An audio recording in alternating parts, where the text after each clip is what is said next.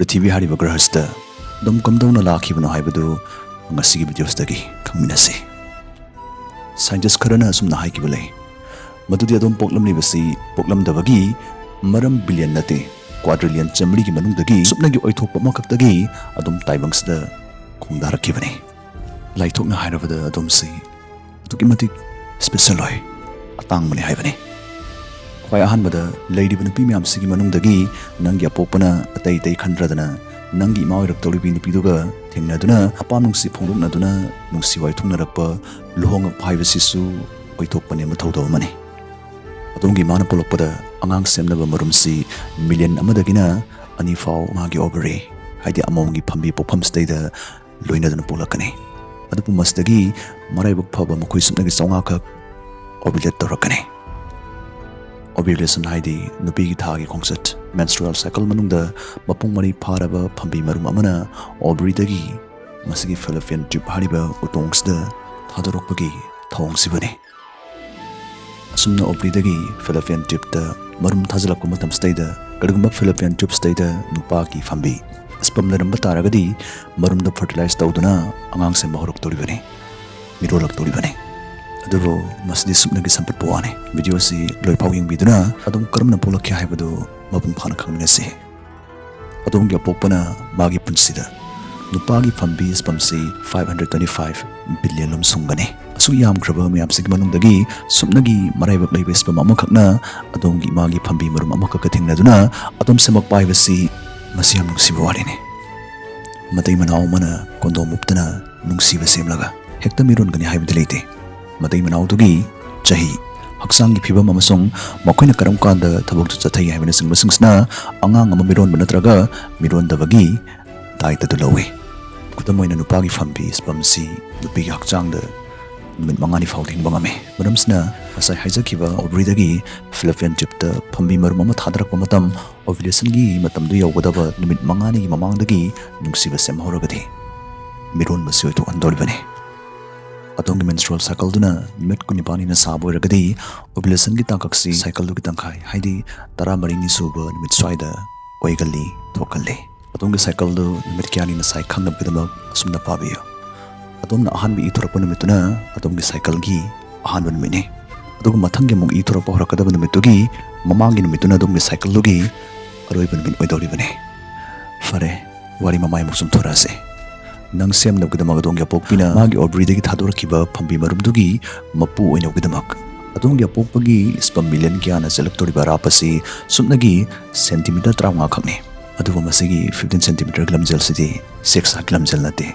olympic chane maramde adongi apokpuna thajali iba sperm million myamdagi mafang khangna songlup amadi adongi magi thanungda acid ki mayai chenba haksangi mahimanai singna hatkrani thazilakpa makoi million myamdagi sumnagi million anirum tamak makoi gi ahanba pantungpham cervix usilakane cervix haibasi vagina gi mathak thangba sarukka samnaribi uterus ki haidi nawyong gi khwai makha thangba saruk tubune mafamsta makoi fanayam amasu leipalgum leiriba cervix ki phaklangumba mamai singda thingjinduna amasong mafamda sungjaba nangnang lawpa mucus ta langum thoduna makoi million amarumsu anisuba pantung yorokta lamkhangda sihorane madau leiba makoi million amana anisuba pantung uterus nawyom yoroklane mafamstagina makoi chunglup amamuk WBC white blood cells na musa thorane hauzik makoi maraibak leiba sumnagi lising tararom tamak uterus ki matak tangma saruksi yosilakane masdagini makoi phambi marum thadorakpam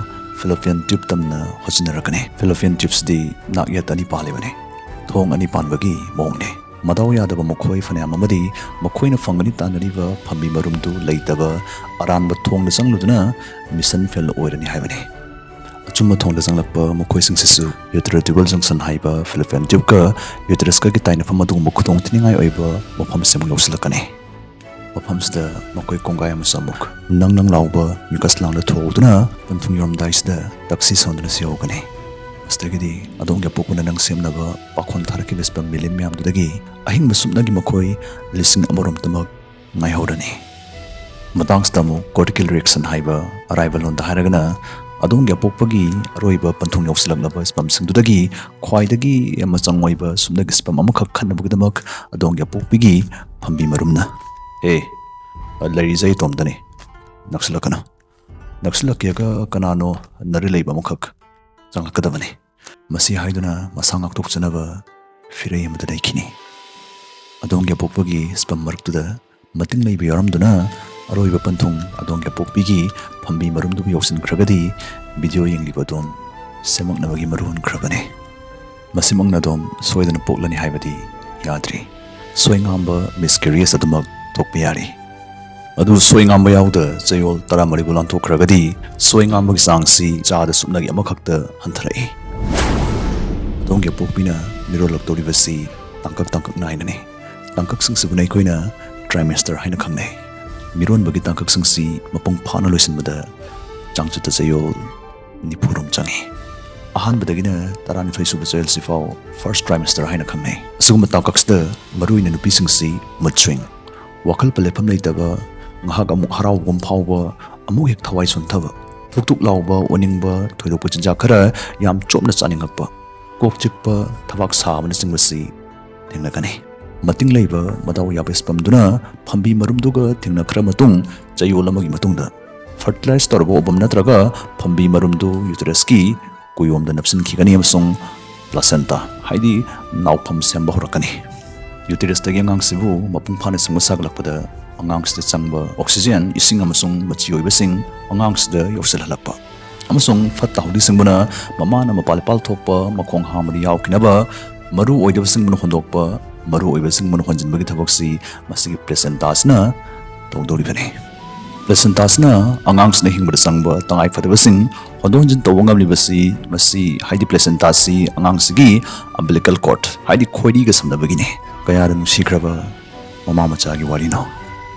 Chayol anigi matungdadi angangsi dix amahira malakani. Chayol mari muki matungdadi angangsigi thamoi khongkhut sem saba horuklani. Adugo sigi angangsi hauzik supnagi inchi amagi saruk kun manga thokpagi ama muktang sangkini. Nakong mid naton yanglen saru digestive tract semba horuklani. Chayol nipan matungdadi angangsi khara khazik taibang mi man ba horuklani.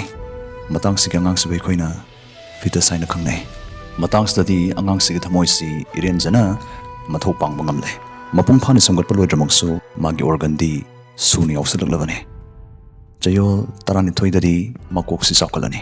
Chabukpaga mari leina badugumba hakchang mapal thongi saruksing ya horukna bututbat khongkhut ki khujal faw hawba horuklani. Angang sawjik akoibada leng otpa faw ngamaglani. Matangsta mirun bagi han batangka first trimester su loisingani. Second trimester hokpada angangsi inchi ohomlom sangani gram kunipalom tamak lumgani. Adubu angangsi sakhalabana nupidugi mabu ubada mipum khudingna mirole khangba matamdadi oirani. Tuktuk lawba oningbadi faraklani. Adubu anobu chikpa sabagi samasya amadi thengnarakpa yai. Chayol taratarukta angangsi saru pulang semagi thabakkan jathari. Unsasisu manumapan phawgum thoidokpa mawng amada ngawgani. Matangsidagadi angangsi masana maranay makhong hambasu horakpa yare. Matangsigi makhoigi mathisibu aikoina meconium haina khangnai. Angangsi hauzik inchi mari mangarum sangani aduga gram marifu marirom lumgani. Chayol kun surakpadadi adumna nakhona kaurakpadu adongya pokpina phaw horaklani. Adum hauzik yotsinba nakongna tabasu ngamne. Chayol kun maridadi adom naranay nasagi bone marrow-dagi igi cellsing semjaba horakle. Nasagi fingerprints ulezare. Layda test buds sing semlaklabana. Adum mahautang masungumzare. Nasamsu chiri di hawachare. Adubo hauzik phawadum thabombidi mapung phana semba loidrivani. Angang se hauzik chang naina matam chana tumba matam chana yahubusu horuklani. Matangsda angang si 12 inch muk sangani gram zatrukamari phurom lumgani. Hauzik miron bagi aroi batangkak third trimester dum laglasi. Masimukti adongya pokpina mabukna kahena arumba puduna zatpagi tangkaktune. Hakchang amagi manungda hakchang ama sawkalakpagi marak-marakta hainadaba phawgani. Chayol kuntrani thoidadi angangsi mapung phajalaklani. Hauzik angangsi mamit pangba wisinba ngamle. Tabombisi mapung phana semdi loikiroi. Adubo angangsi kabuk sor honba practice tawde horaklani. Chayol kuntra truktadi bernix kauba angau bukri moina tawba lerola mana angangsi bungak sena bigdamak angangsi yakoibada thorakani thakalakani. Hauzik angangsi body fat kharsu tungsin jaba horaklani. Maramsina mag lengon pham ahang badudi ꯆꯤꯟꯁꯤꯜꯂꯛꯂꯅꯤ꯫ ꯃꯁꯤꯅ ꯃꯔꯝ ꯑꯣꯏꯗꯨꯅ ꯑꯉꯥꯡꯁꯤꯅ ꯀꯥꯎꯔꯛꯄꯗꯨ ꯑꯄꯣꯛꯄꯤꯅꯗꯤ ꯏꯐꯥꯎ ꯐꯥꯎꯔꯔꯣꯏ꯫ ꯑꯉꯥꯡꯁꯤ ꯍꯧꯖꯤꯛ ꯏꯟꯆꯤ 19 ꯁꯥꯡꯒꯅꯤ, KG 2ꯒ gram 700 ꯂꯨꯝꯒꯅꯤ꯫ ꯃꯇꯥꯡꯁꯤꯗꯗꯤ ꯑꯉꯥꯡꯁꯤ ꯈꯣꯏꯔꯤ ꯅꯥꯎꯐꯝ ꯇꯥꯗꯨꯅ ꯃꯄꯥꯜꯒꯤ ꯇꯥꯏꯕꯪꯁꯤꯗ ꯈꯣꯡꯗꯥꯔꯛꯅꯕꯒꯤ ꯁꯦꯝ ꯁꯥꯔꯛꯂꯒꯅꯤ꯫ ꯀꯣꯛ ꯍꯥꯟꯅ ꯂꯤꯊꯣꯔꯛꯅꯕ ꯂꯩꯐꯝ ꯆꯣꯟꯊꯣꯛꯅꯔꯛꯂꯅꯤ꯫ ꯄꯣꯛꯄꯗ ꯑꯉꯥꯡꯁꯤ KG 2ꯒ ꯒ꯭ꯔꯥꯝ 700ꯇꯒꯤꯅ KG 3.5 ꯐꯥꯎꯒꯤ ꯃꯅꯨꯡꯗ ꯂꯨꯝꯒꯜꯂꯤ꯫ ꯑꯁꯥꯡꯕ ꯅꯠꯇ꯭ꯔꯒ ꯑꯋꯥꯡꯕꯁꯤꯅ ꯏꯟꯆꯤ 19ꯗꯒꯤꯅ 22 ꯐꯥꯎꯒꯤ ꯃꯅꯨꯡꯗ ꯂꯩꯒꯜꯂꯤ꯫ ꯑꯉꯥꯡꯁꯤ ꯍꯧꯖꯤꯛ ꯇꯩꯊꯣꯛꯄꯤꯔꯅꯤ, ꯃꯅꯥꯇꯣꯟ ꯃꯧꯈꯔꯤ ꯁꯦꯡꯗꯣꯛꯄꯤꯔꯅꯤ, ꯃꯁꯥ ꯁꯥꯕ ꯏꯪꯕꯅꯆꯤꯡꯕ ꯆꯦꯛ ꯇꯧꯕꯤꯒꯅꯤ, ꯈꯣꯏꯔꯤꯁꯨ ꯀꯛꯂꯅꯤ꯫ ꯀꯛꯈꯤꯕꯒꯤ ꯑꯁꯣꯛꯄꯁꯤ ꯑꯣꯏꯁꯤꯟꯕ ꯊꯨꯅꯕ ꯚꯤꯇꯥꯃꯤꯟ K ꯏꯟꯖꯦꯛꯁꯟ ꯑꯃ ꯀꯥꯞꯀꯅꯤ꯫ ꯏꯀꯨꯏ ꯀꯨꯏꯗꯅ ꯃꯃꯥꯒꯤ ꯑꯍꯥꯟꯕ ꯈꯣꯝꯂꯥꯡꯁꯨ ꯊꯛꯂꯅꯤ꯫